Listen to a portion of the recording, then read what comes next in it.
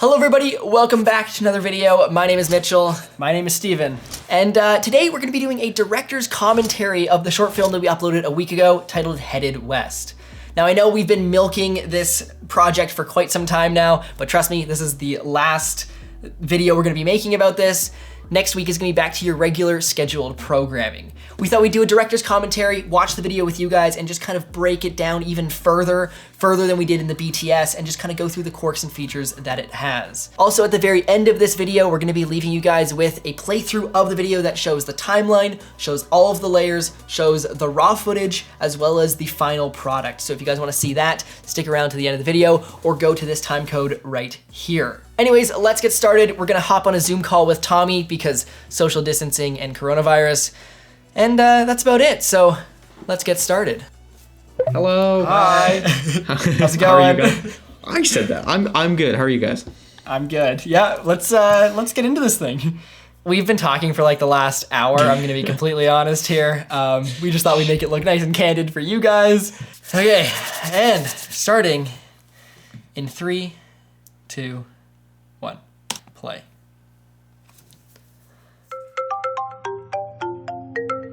This here is 2 shape layers that just kind of open up, in case you were wondering how to do the eye effect.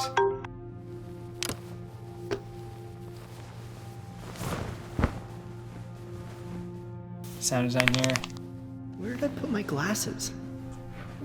Oh, so we added the dialogue into here. The main reason we added the dialogue is to pretty much reinforce the story, because before it was just walking through the video, not much happening. At least with the dialogue, there's a little bit more of a story to it once you listen to the rest of it throughout the video. All right, so I can break this one down for you. This was the hardest VFX shot of the film. It was actually a bit harder than the mirror shot. We basically had just this shot of putting on the glasses, and then we had a shot without the glasses there. And I somehow needed to make the glasses frames go over the lens and then go from blurry to clear.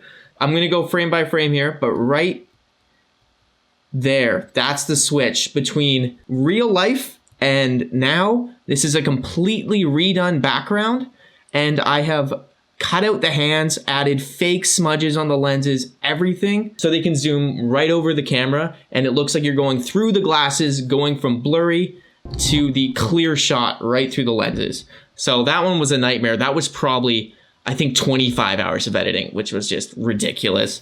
You're just the kind of person just to pour so many hours into one tiny little thing, which is perfect. But it's funny because you spent 20 on the last one, 25 on this one. That's like days, just days Nightmare. of work on one shot. Okay, moving on. Oh, the light's right there. We just had someone down bottom floor, flip the lights on. Yeah. That wasn't anything special. Stop. Okay, you can see. Oh, this is funny. This is actually with YouTube compression, this actually is really well hidden. Right here, it kind of looks weird in this corner, and that's because you can clearly see in the raw footage Mitchell's foot sticking out right here. Yeah, like right there. It's like clear as day. So obvious. And so we had to go into After Effects, use content aware fill, and then kind of fill in that. And then the sweater goes on. This is a totally different shot of just kind of like what inside a hoodie looks like as a way to transition to the next shot. Because rather than just do the entire thing from waking up, putting glasses on, going down the stairs, and doing all this stuff, we used that as a way to cut. So we hid quite a few cuts, so we didn't have to do so much like of one choreographed maneuver in basically one go. Turn the record on. This was totally lucky that we had like a fireplace and a record player. Oh yeah. Speaking of hiding cuts, we hid one cut right here. This one there's a cut right in there. So we put a nice whip pan in there. Once he turned his head to the deck, it would be overexposed. So we had to hide a cut in the whip pan there so we could turn the ISO down, and when he turned his head to the deck, it would be perfectly exposed. Okay, moving on. We had just a glass of coffee on the railing. This one, if there's a problem with our story, everyone says like, why is there just a random coffee cup sitting on the ledge? Like that was like people's #1 issue, is the fact that we had a random coffee cup with coffee sitting on the edge of the deck. Like no one can even just leave that one alone and move on. There's no suspension of reality. It was all just like People Why? People seem to have a big problem with that one. It's like, really? So we just poured the coffee underneath the camera because you can see that we have a behind the scenes shot of that where I'm wearing the rig and I just basically pour it underneath myself onto the railing because there wasn't, just to make it look like I'm drinking coffee. Yeah, he wasn't actually getting into his mouth. The steam is all natural. We didn't add anything, which worked out well. This is the one shot that's not shot with either a Mavic Pro or a Blackmagic. This is with a GoPro, just so we can get, obviously, the underwater shot. And here we are. This is the classic, the mirror shot. Tommy, take it away. Oh boy. Okay, so from the start, we knew we wanted to have a mirror shot. We'd done a POV film a few years ago, and we had one in there, and it blew everybody's mind. So it was one thing we wanted to do again. Only this time, instead of locking it off on a tripod, we wanted to have it actually moving, which made it a nightmare for me because I did the VFX on this one. I basically had to track everything and then think about like the parallax inside the mirror frame in front. And then we also had another layer, Steven's hand coming in front there. It all came down to 2 shots, 1 shot from inside of the mirror facing out, and 1 shot from Steven's perspective facing into the mirror, and basically inserting the 1 shot of Steven without the camera into the mirror, tracking it, blurring it. And you can also see this frame here. I had to spend hours upon hours of just moving 4 points on a mask to get the corners right. You watch it the first time and you think, oh, that's fine. And then you think about it and you're like, wait, what? So I'm really glad we did it. And yeah, I wouldn't do it again anytime soon though, because it is a huge time sink. There is a few times that we were on Skype, just kind of like talking about the shot, doing this shot, and Tommy was just showing me the progress of what it was looking like. And there's so many times that Tommy's like, this isn't it. Like, this, we can't do it. Like, he said, there's no way. And I look at it, I'm like, okay, no, it's getting close. Like, basically just keep going.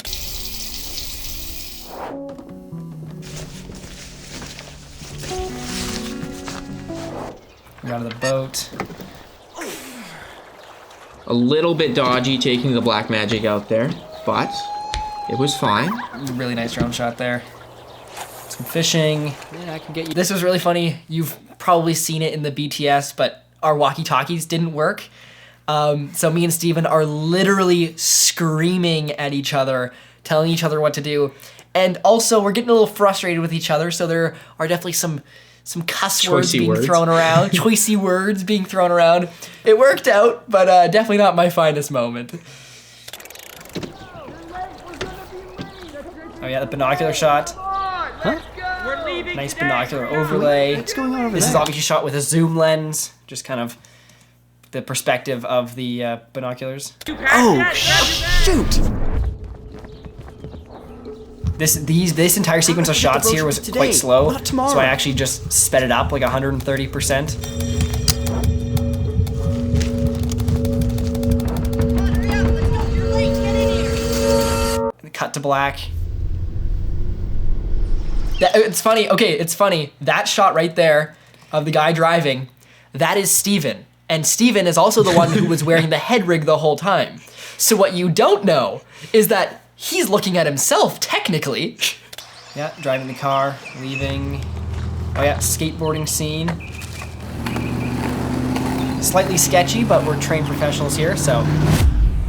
All right, so that was another transition a lot of people were interested in. This one is essentially just a match cut, but with a little bit of spice in there. We basically, I just took this frame of Steven's leg in Portland and I brought it into the street in the Cascade Mountains where we shot the skateboarding behind the car.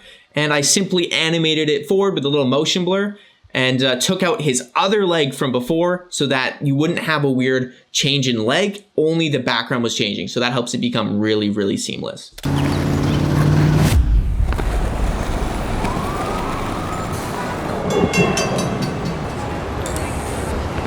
This shot right here, nobody noticed it.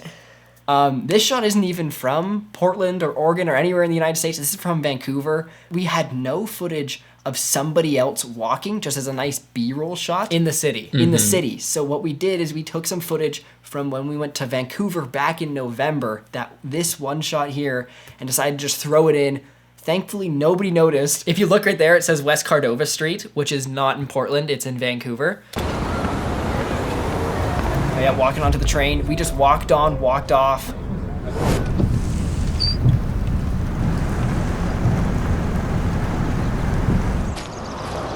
Oh yeah, nice masking job here. Tommy, explain this one. You seem to be the VFX master on this one, so take it away with this. This one's way easier than the other ones. Basically, all it is a simple masking of the car's trunk as it lifts up, and just a fade to the next scene, and then a speed ramp to kind of tie it all in together.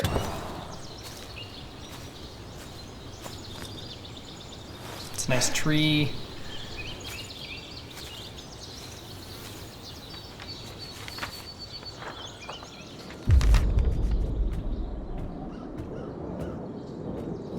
The one little Easter egg here, we got a TMS sticker on the post.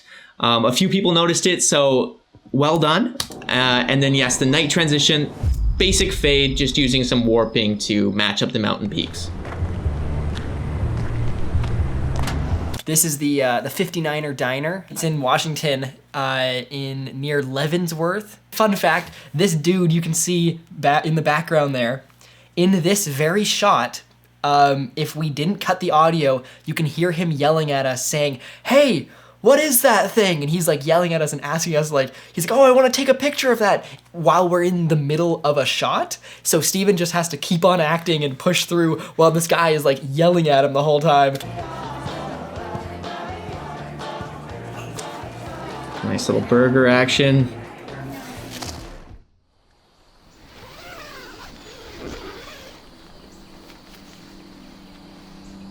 Some nice colors here.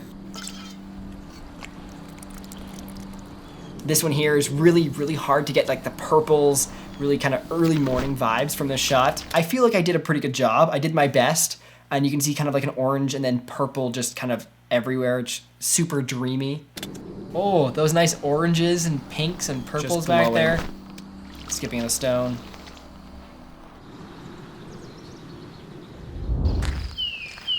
Walking. So this whole video, fun fact, we actually divide the whole thing into 3 parts. So this right here, this shot right here marks the beginning of my section. And so I kind of had from this point until the very end. Steven had from the very beginning waking up until we get into the car and start driving. So when he jumps into the car, and then Tommy had the middle section there. That's why he was kind of going through most of the VFX. Nice. Oh, this is the one VFX shot that Mitchell did. Oh, this is mine. Yep. This one was just probably the easiest VFX shot in the whole video. It was just a classic, just nice fade. Because the trail ended up here, I had to duplicate it and then extend it. So it just kind of blends a little nicer, and it doesn't look like I'm kind of looking straight up at trees after a little bit, so. Someone lives in this airplane. This is someone's house. He lets people come and like kind of check it out all by themselves without any assistance or anything. So he just gives you his address. He says, show up whenever you want, do whatever you want. You can climb and go on whatever you want, and film whatever you want. So very generous by this guy. You can get up on the wing here, which is always a fun time.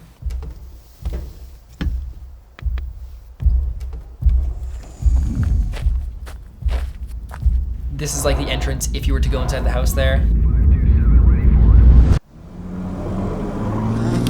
Now we're driving.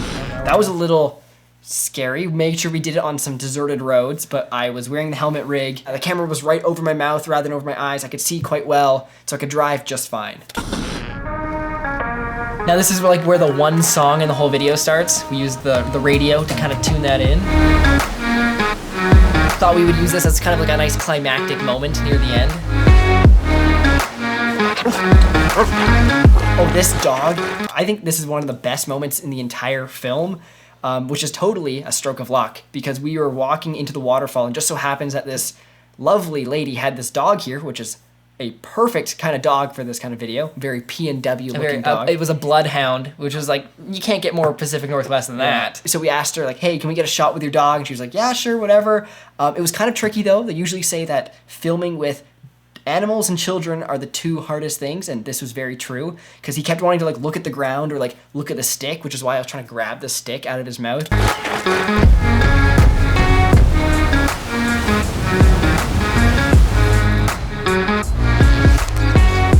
Oh, this is the flamingo. We had the idea to do this from the very beginning of the trip. We were saying, wouldn't it be cool if someone went into the waterfall with a flamingo or something like that? Now, we were kind of like, where are we going to get a flamingo? So we sent out on our Instagram story, said, anyone in the Kelowna area have a flamingo? Sure enough, my girlfriend has one. I didn't know that until she messaged us and said, hey, I have one, you idiot. And then, so we picked it up from her. Brought it all the way out here, and when it comes to when you're doing it before the trip and you're talking about it, it sounds like a great idea. You sound like, oh, this is awesome. I'm gonna have so much fun. I'm gonna power through it, even though it's gonna be cold. When it actually comes down to doing it, it's painful, and it's like the last thing you want to do is get into a freezing cold waterfall at the end of February in a flamingo. Anyways, went in, all was fine. I ended up popping the flamingo because I had this stick that I was using to push myself out into the middle of the waterfall. Anyways, this stick kind of slipped, popped right into the side of it. So if you look at my hand right there, my thumb is currently holding the hole so I don't sink. So I'm literally holding myself afloat while I'm kicking myself into the middle of the waterfall, and then Steven and Tommy have to film me and get into the drone shots and whatever. So It was a pretty hectic moment for sure.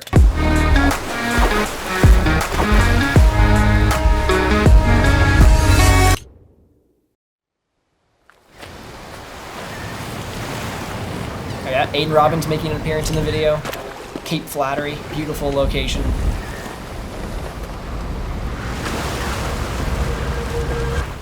Oh yeah, this shot here, I know a few people caught this actually. This drone shot is in reverse. So as you can see me on the dock here, I'm walking backwards. We tried to take me out.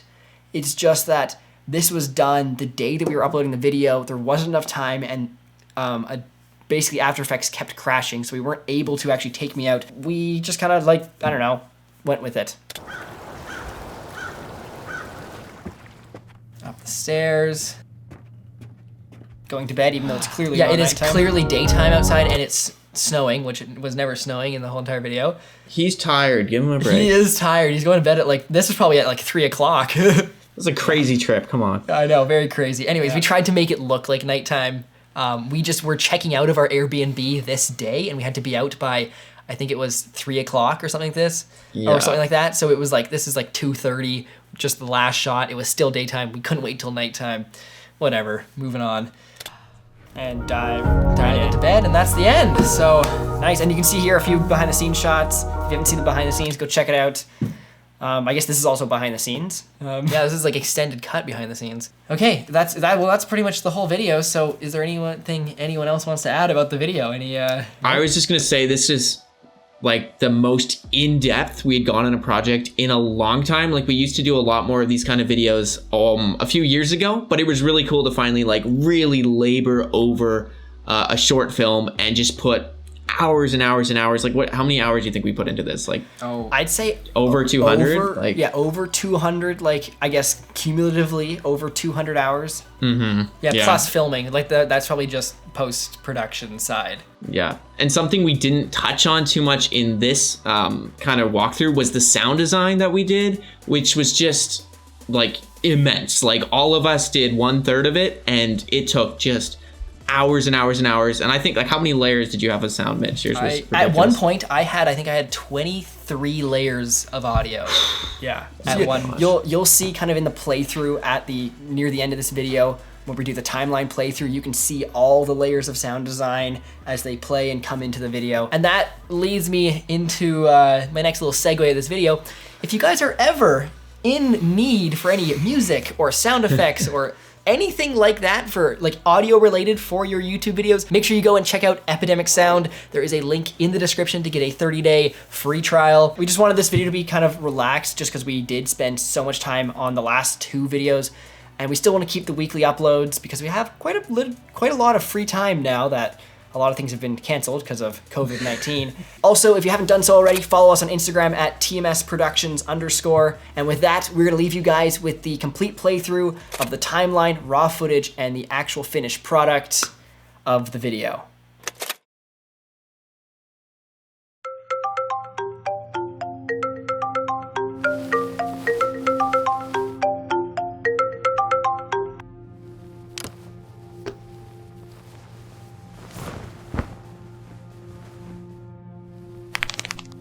Where did I put my glasses?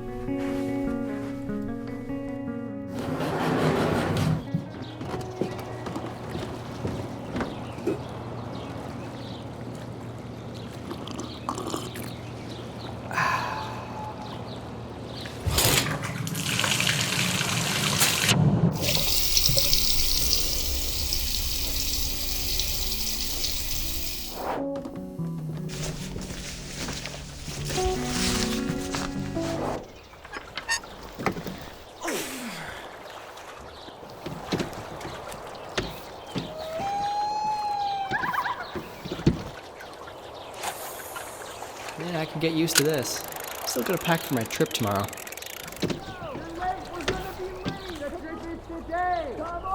Huh? We're leaving today. Hurry up. Wait, what's going on over there? Have you packed Oh, yet? shoot! How did I forget the road trip is today, not tomorrow?